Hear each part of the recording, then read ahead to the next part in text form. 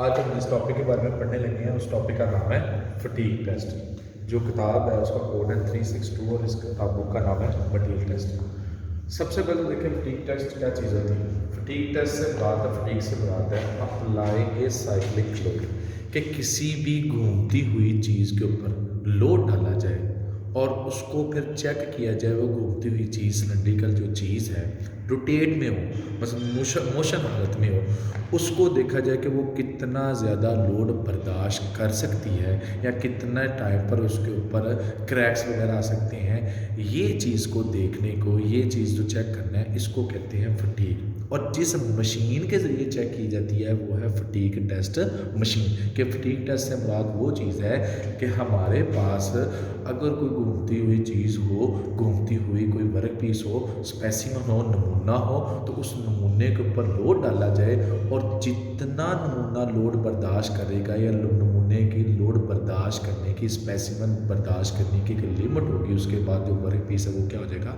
वो टूट जाएगा। तो आप ये कह लें कि फटीग टेस्ट उसको कहते हैं कि घूमते हुए वर्क पीस के ऊपर लोड डालें और लोड डालने के बाद जितना वो लोड बर्दाश्त कर ले उस और बर्दाश्त करने के बाद अगर वो टूट जाए तो टूटने से पहले पहले जो उसने लोड को बर्दाश्त किया वो इस चीज़ का क्या कहलाएगा, फटीग टेस्ट कहलाएगा। अब फटीग टेस्ट जिस मशीन के ऊपर किया जाता है वो फटीग टेस्ट मशीन है। आपके सामने है ये है स्पेसिमन क्यों नमूना, ये इसके क्लम है और इसके इस तरफ लगी हुई है बेरिंग्स। ठीक, बेरिंग्स लगे हुए हैं। हमारे पास ये स्पेसिमन है और ये समझो क्लम्प हुआ है इन टूल होल्डर के अंदर। इस तरफ भी टूल होल्डर है, इस तरफ भी टूल होल्डर है, स्पेसिमन उसके बिल्कुल दरमियान। उसके इस तरफ भी बेरिंग्स लगे हुए हैं और इसके भी इस तरफ भी बेरिंग्स लगे हुए हैं। तो वो क्या करते हैं, वो इस बेरिंग्स की मदद से जो हमारा टूल होल्डर है वो उस स्पेसिमन को क्या करता है, रोटेट कराता है, उसको घुमाता है। उस रोटेट होने की निस्बत जब वो घुमाता है तो इस स्पेसिमन के नीचे लगे होते हैं वेट। ठीक है, जो जब ये घूमता है तो उसके साथ साथ ये वेट होता है जो इस पूरे स्पेसिमन के साथ लगे। जैसा कि मैंने पहले भी आपको बताया कि हमने घूमते हुए वर्क पीस के ऊपर हमने उसके ऊपर वज़न डालना है और फिर हमने चेक करना है कि आया कि हमारा वर्क पीस जो है वो कितना ज़्यादा लोड को बर्दाश्त कर सकता है। तो खैर ये स्पेसिमन है, ये टूल होल्डर है, ये बेरिंग है। बेरिंग की मदद से ये जो स्पेसिमन है ये घूमेगा और उसके साथ वर्क पीस साथ नीचे लटका होगा।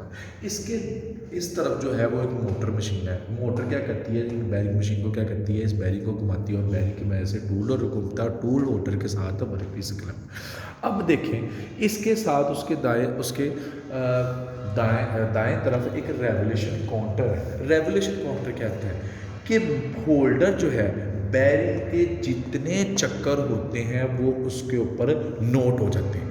बेरिंग जितना वर्क पीस को घुमाता है वो उसके ऊपर नोट हो जाता है। इस वजह से हम फिर जब हम उसको लोड डालते हैं तो जब इसकी लास्ट लिमिट जब ये टूटने लग जाता है तो वो चक्कर क्या हो जाते हैं, वो जो जितने भी वो चक्कर होते हैं वो इसके ऊपर नोट है, जिसकी वजह से हम कर सकते हैं कि आया जी इसने इतने चक्कर या इतना लोड बर्दाश्त या इतना लोड बर्दाश्त कर। पहली दफ़ा हम वर्क पीस के ऊपर लोड डालेंगे, लोड आगे ज़्यादा रखा है तो उसके बाद फिर उसको घुमाएंगे तो उसके बाद उसके चक्कर उधर काउंट होते जाएंगे तो उस पर एक लास्ट लिमिट आएगी जिस पर वर्क पीस क्या हो जाएगा, टूट जाएगा। फिर उसके बाद और वर्क पीस जब टूटेगा, वर्क पीस जब टूटेगा तो उसके ऊपर दो फोर्सेस अमल कर रही थी, एक है टेंसाइल फोर्स और एक है कंप्रेसिव फोर्स।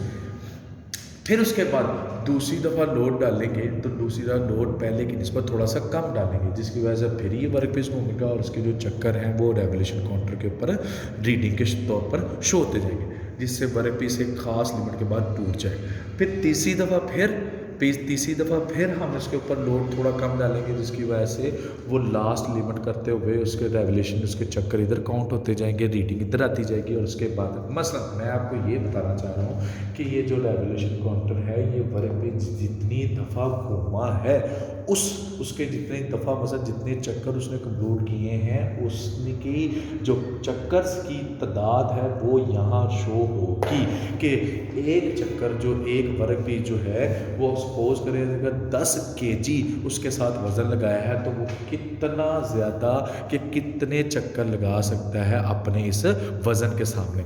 तो हमारे पास जो रीडिंग शो होती है वो समझो चक्करों के सब डिपेंड करती है, ना कि वज़न के नहीं कि इधर शो हो के वो वज़न शो होगा कि कितना लोड उसने बर्दाश्त किया, बल्कि कितने चक्कर उसने घूमा है, कौन सा हमारा ये वर्क पीस। और फिर आपको ये तो ज़्यादा से पता लगता होगा कि जितना ज़्यादा वर्क पीस लोड जितना ज़्यादा होगा उतना ही ज़्यादा हमारा जो स्पेसिमन है, जितना ज़्यादा हमारा वर्क लोड ज़्यादा होगा उतना ही हमारा जो स्पेसिमन है वो कम चक्कर काट सकेगा, क्योंकि वज़न ज़्यादा नहीं होने की वजह से टूट जाएगा। उससे अगर आप थोड़ा सा वज़न को कम रखें तो हमारा जो स्पेसिमन है वो और ज़्यादा चक्करों की तादाद घूमेगा। लेकिन मैं आपको मेन जो बात आपको बताना चाह रहा हूँ वो ये है कि इसके ऊपर जो शो होना है वो चक्करों की तादाद शो होनी है, कि बजाय ये नहीं शो होना कि ये जी वेट की इसके ऊपर शो हो रहा है। क्योंकि हम कर किसका रहे हैं, मैंने आपको पहले भी कहा कि फटीग टेस्ट कहते ही उस चीज़ को है कि हमने एक घूमती हुई चीज़ के ऊपर लोड अप्लाई करना है, और लोड अप्लाई करने के बाद कि वो वर्क पीस कितना ज़्यादा घूमता है वो ही फटीग टेस्ट कहलाता है। तो फटीग टेस्ट में अगर जो रीडिंग शो होती है वो चक्करों की शो होती है, वो ना कि उनके वेट की। तो ये आपके सामने जो 1 बाय 1 करके मैंने आपको बताया है कि ये आपके सामने फटीग टेस्ट है। उम्मीद है कि आपको ये समझ लगी हो।